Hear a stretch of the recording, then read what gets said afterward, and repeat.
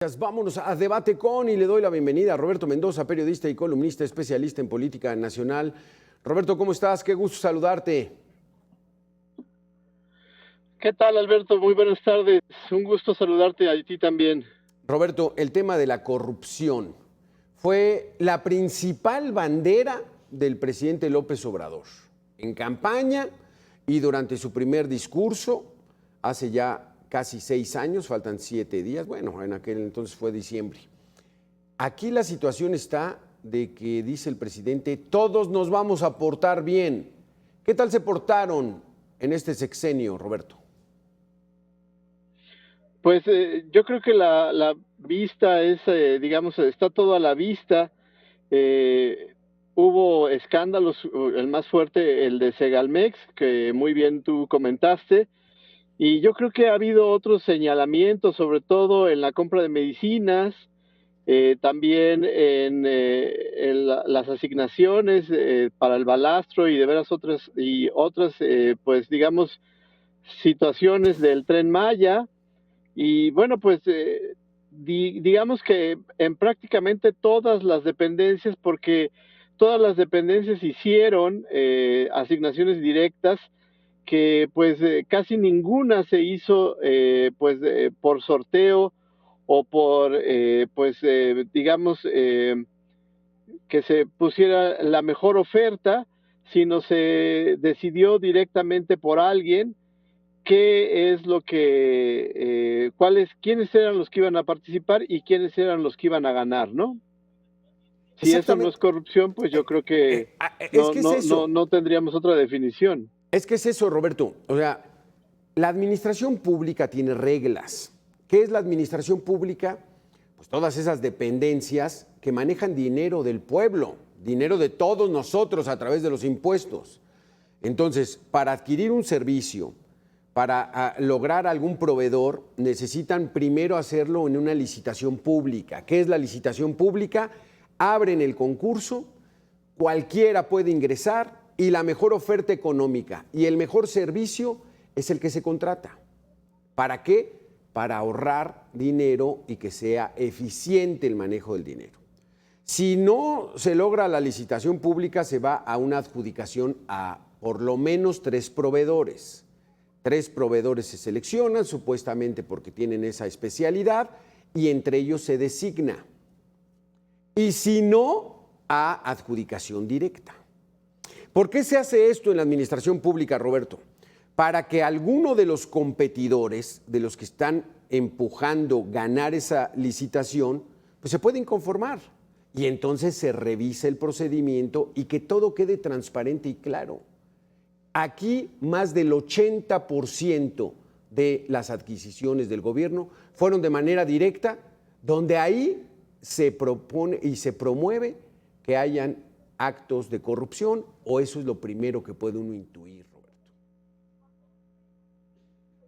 Bueno, tú muy bien lo dices. Yo creo que cuando menos, si no hay corrupción, cuando menos hay amiguismo, hay personas que son beneficiadas directamente, y pues la verdad es que no sabemos pues cuál es la causa, ¿no? O sea, la transparencia, que también es muy importante para poder evitar la corrupción, pues prácticamente está, si no eh, terminada, cuando menos sí muy limitada en el gobierno de Claro. ya casi expresidente Andrés Manuel López Obrador. Vamos a ver cómo viene la nueva administración, pero el presidente Obrador pues no logró, digamos, y él mismo lo reconoce, no logró pues eliminar la corrupción ni dentro de su gobierno, ni tampoco en las dependencias con, digamos, sus relaciones con empresarios y con otros actores, ¿no? Sí, exactamente. Vamos a darle la bienvenida a Roberto Mendoza, a Ángeles Estrada, experta en temas de corrupción. Ángeles, ¿cómo estás? Qué gusto saludarte. Hola, muy buenas tardes. Muchas gracias por la invitación, Roberto. Muy buenas tardes. Ángeles, ¿Qué tal, Ángeles? aquí la situación está, Ángeles, en que la historia clásica, los que ya hemos visto varias administraciones pasar, ya sabemos, inmediatamente termina un sexenio y empieza entonces a salir toda la pudredumbre de la coladera, Ángeles. Estamos a 7 días de que acabe esta administración y entonces todas esas adjudicaciones directas, todos esos contratos a los cuates, todo eso es corrupción. Y que no nos vengan con que ya se terminó la corrupción. ¿Qué opinas? Completamente de acuerdo contigo, Alberto, y estaba justamente escuchando lo que bien comentaba Roberto. Sin embargo, creo que desde hace varios sexenios, un par de sexenios atrás, y este no es la excepción, ya no tenemos que esperar a que se vayan los servidores públicos del sexenio en curso para que con el nuevo sexenio nos demos cuenta de lo que había estado sucediendo en temas de corrupción. Ya desde hace un par de sexenios atrás, conocemos, digamos, de viva voz y con pruebas y con documentación oficial de muchos casos que suceden dentro de la propia administración que está acaeciendo en este momento, ¿no? Que dentro de la administración de Peña Nieto nos enteramos de muchos asuntos de corrupción mientras él era el presidente y ahora pues igual en el mismo caso está el sexenio de Andrés Manuel López Obrador. Más bien, creo que lo que ahora tendríamos que pensar es si con este nuevo sexenio las cosas relacionadas con la impunidad van a cambiar, porque todo lo vinculado a la corrupción sigue muy presente y ahora hasta lo sabemos casi que en el momento en el que está sucediendo, un par de meses después conocemos toda la trama de corrupción, quiénes están metidos, nombre y apellido, pero seguimos sin dar ese paso a la parte de investigar. Entonces, seguimos en este momento de mucha incertidumbre relacionada con todo lo vinculado a la impunidad y ahora con las reformas al Poder Judicial, pues ahí entra también un elemento muy importante a considerar respecto de qué va a suceder con los casos de corrupción que han sucedido en sexenios anteriores y en en el que está por terminar, y cómo se van a tratar, ¿no? A nivel Sí. Poder Judicial. Es que esa es la otra. O sea, gozan de total impunidad nuestros políticos.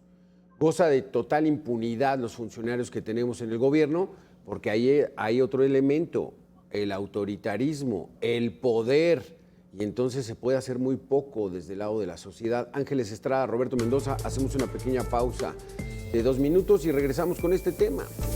Ángeles, Roberto, pues regresamos con este tema. Ángeles, entonces, el cinismo total, López Portillo, la corrupción somos todos. O sea, el mexicano es corrupto por naturaleza y entonces pues hay niveles y los que tienen acceso a esas grandes cantidades de presupuesto que son el gobierno, pues entonces le pegan a diestra y siniestra, pierden el sentido del dinero, Ángeles. Pero, ¿qué se puede hacer? ¿Qué se puede hacer? Porque cuando tienen el poder, tienen todo el control, la información, la coerción, la coacción, todo a su favor, prácticamente no se puede hacer nada. Sí, bueno, estamos entrando en bueno, primero señalar que la corrupción no es un elemento vinculado a las creencias, digamos, culturales de nuestro país, ¿no? Más bien yo diría que es un fenómeno institucionalizado, más que pertenecer a la cultura como tal, creo que es un fenómeno que está institucionalizado, que se defiende por las propias instituciones y que en muchas ocasiones se utiliza hasta como un elemento regulador dentro de la propia administración para ver que funcione mejor, para que se le pague mejor a los servidores públicos, en fin, creo que es una cuestión, digamos, conceptualmente distinta. ¿Qué se puede hacer ante situaciones como la que estamos viendo en donde la división de poderes pues cada vez se desaparece más, en donde todo lo relacionado con la democracia, estamos, digamos, abandonando todos esos principios para entrar nuevamente a una situación de mucho autoritarismo? Pues es una realidad muy complicada, es un futuro, digamos, poco halagador para las organizaciones de la sociedad civil, para los académicos, para los activistas, para los medios de comunicación independientes, para los periodistas. No se antoja un futuro fácil. Va a ser complicado, sí va a ser complicado el próximo sexenio, porque así como nos están planteando las cosas, la maquinaria del Estado se está haciendo no maquinaria gubernamental, sino maquinaria de todo el Estado como tal. Se están apropiando de todas las autoridades del Estado. Sí. Y eso va a generar muchos abusos que durante mucho tiempo pues va a ser muy complicado confrontar. Yo quisiera tener fe en que la nueva administración, la nueva presidenta, va a tener también la posibilidad de actuar de una forma independiente, saber que el Estado no está solo, ¿no? Que el Estado tiene muchos elementos que se tienen que conjugar para poder seguir viviendo en una estructura internacional, institucional, dentro de una sociedad internacional, pero así como se ven las cosas, Ya lo dijo la presidenta electa, que el próximo 1 de octubre asume ya como presidenta de la República, que Morena no va a ser un partido de Estado como lo era antes. Están dándole al ejército todo el poder. Al ejército y también están preparando a los hijos del presidente. Están preparando, hay influyentismo, hay... Claro, completamente. Entonces, están las condiciones, Roberto, en el que esto, en lugar de mejorar, van a controlarlo, van a desaparecer al INAI, ¿no? Van a desaparecer ese recurso que tenía la ciudadanía para medio informarse. Lo van a controlar todo, Roberto. Mira, yo quisiera diferir un poco de Ángeles, con todo respeto, pero la verdad es que yo sí creo que pues sí hay una cultura de la corrupción. Es decir, tenemos un entramado burocrático tan difícil, tan complicado, que eso pues como ella muy bien dice, desde hace varios sexenios estaba pues luchándose para hacer, digamos, esta parte de la simplificación, esta parte de no hacer tan difícil los trámites en cualquier dependencia o para poder participar haciendo negocio con el gobierno. Y esta dificultad de hacer trámites pues propicia la corrupción, ¿no? Es mucho más sencillo. Si tú llegas a alguna dependencia, siempre tienes que luchar para que te atienda, para que haya una manera de que sí puedas lograr este trámite o alguna cosa que vas a hacer, pero si tú aportas ese dinero, también es muy importante decir que los salarios de los funcionarios, incluso ahora pues que se está viendo esta situación en donde la austeridad está de moda, pues entonces ayudan a que pues haya corrupción.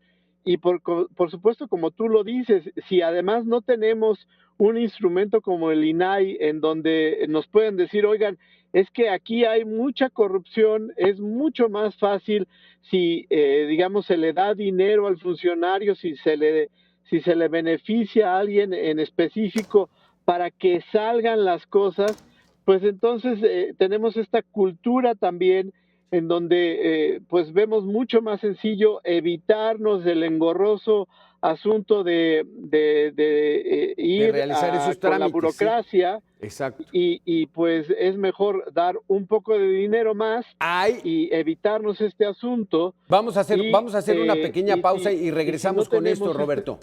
Vamos a hacer una pequeña pausa y regresamos con esto, porque yo también difiero contigo, porque los casi 50 millones de mexicanos y de origen mexicano que están en los Estados Unidos, allá lo piensan 2 veces.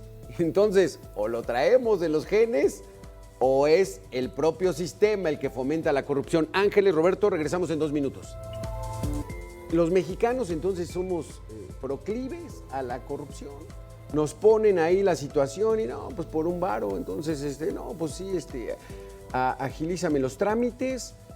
Y mi pregunta es, ¿por qué el comportamiento de los mexicanos en los Estados Unidos es recto? ¿Por qué respetan índices de velocidad, los trámites. Ángeles. Creo que principalmente es por el elemento de la sanción, de la aplicación de la sanción, de la existencia de la sanción como tal y de la aplicación de la sanción, que es un elemento que en México no existe. A eso es a lo que nos referimos cuando hablamos de impunidad. Entonces, por eso cuando se habla de la corrupción y la impunidad son dos caras de la misma moneda, ¿no? Uno no puede existir sin el otro. Y creo que lo que yo veo mucho en México es un elemento de institucionalización más que de cultura como tal.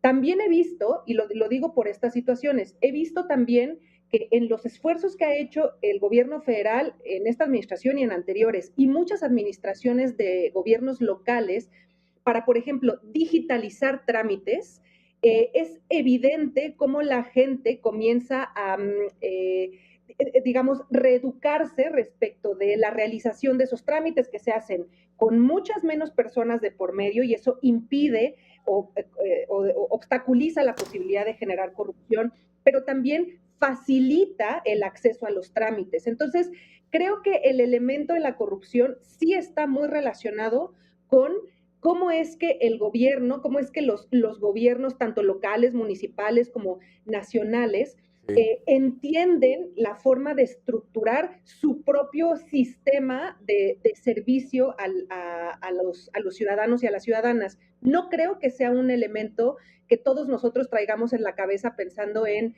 voy a hacer esto mal, voy a abusar de mi poder, voy a afectar a mi vecino porque yo me quiero ganar algo a cambio. Creo que esa no es en realidad digamos, lo que nos da cohesión social. Sí. Creo más bien que es una cuestión institucional.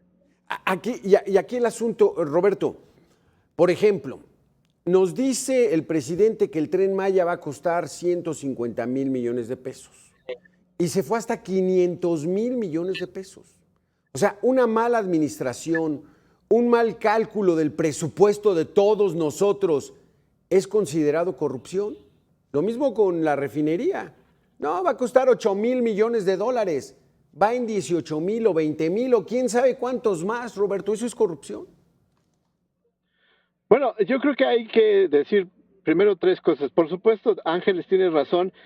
No es que nos levantemos en la mañana y digamos, bueno, hoy, ¿qué tipo de corrupción voy a hacer? Yo lo que digo es que pues es mucho más sencillo evitarnos esos trámites. Creo que tiene Ángeles razón. Esta institucionalización de cosas que por, digamos, por norma se hace mucho más difícil, pues nos obliga, digamos, o nos ayuda la corrupción a evitarnos estos embrollos.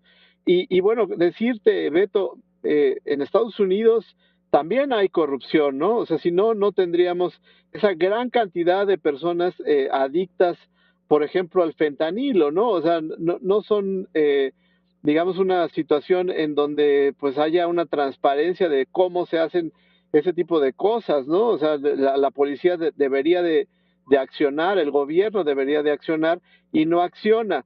Y pues respondiendo a lo que tú decías de por qué se calcula de una manera y termina siendo de otra el gasto, por ejemplo, en el Tren Maya o en la refinería de Dos Bocas, bueno, principalmente habría que decir que, pues, digamos, al hacer el cálculo inicial, pues no se calcula tampoco pues todas las múltiples cosas que podrían, digamos, salir mal o que no se esperaban y que se tuvieron que pues esa es su obligación, esa es su obligación, Roberto. O sea, ellos son servidores públicos, ellos tienen que hacer la planeación total. O sea, no es una compra menor, o sea, incrementar 3 o 4 veces el Tren Maya, híjole, no es de que no lo hayan calculado. Creo que tienes razón, pero también es que pues en México desde hace muchos años no se hacía una refinería y yo creo que empezaron ellos pensando que iban a hacer un gasto y después pues se fue ampliando y ampliando y ampliando el gasto hasta que ya no teníamos más presupuesto, ¿no? Híjole, ¿cómo ves esto, Ángeles? Entonces, un servidor público tiene que manejar bien los recursos. Adelante. Por supuesto, yo quiero disentir con esto que menciona Roberto. A ver, La propia ley establece que puede haber digamos, unos aumentos en el presupuesto y la propia ley establece, digamos, esos parámetros. Cuando se exceden esos parámetros, estamos hablando de que hay una muy mala planeación, de que el servidor público, los servidores públicos están haciendo un muy mal trabajo, ¿no? Como servidores públicos, y yo creo que en el momento en el que no tenemos a una persona que debería de tener las capacidades necesarias para realizar un cálculo, aunque sea muy complejo, ese es su trabajo, eso tendría que estar establecido en su perfil de puesto. Si tenemos una persona que no tiene esas capacidades, eso es corrupción. Se está desviando un recurso de nuestro dinero, además, pagándole a alguien o a varias personas que no tienen las capacidades profesionales para hacer lo que tienen que hacer.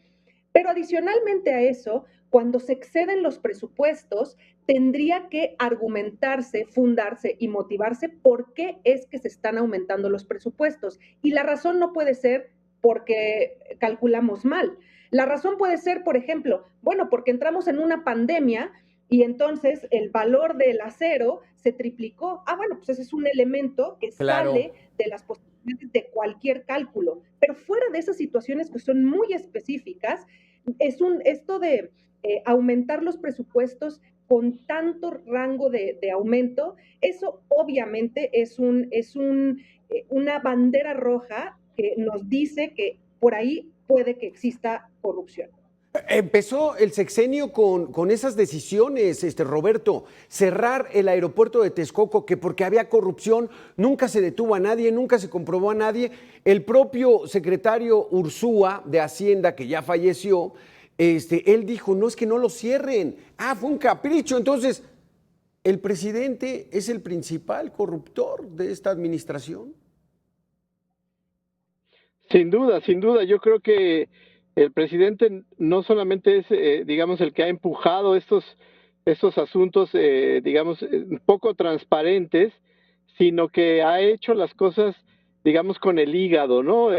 Como pensando más en qué es lo que va a dejar él como herencia y no, pues, eficientando las cosas para que sean mejores. Eso yo creo que queda muy claro. Ángeles, nos queda un minuto entonces. Tomar decisiones sin tener un cálculo lo más cercano a la realidad es corrupción. Sí, sí es corrupción y también es corrupción tener a alguien que no sabe hacer un cálculo relacionado con su labor como servidor público. Exactamente. Y es que, como lo establece, está en la ley del servicio público.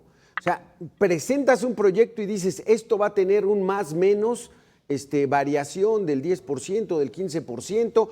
Todo eso se está fiscalizando. Aquí no les importó. O sea, va a salir más caro, no importa, no importa. Oiga, no va a haber recuperación del capital, no importa. Híjole, eso es derroche del dinero que quisiéramos todos en educación, en salud, en empleos, en infraestructura, en fin. Ángeles Estrada, Roberto Mendoza, muchísimas gracias por haber estado con nosotros en este tema. Todos nos vamos a portar bien, dijo el presidente de la República. ¿Qué tal si hubieran portado mal? Volvemos en 2 minutos. Gracias a ustedes.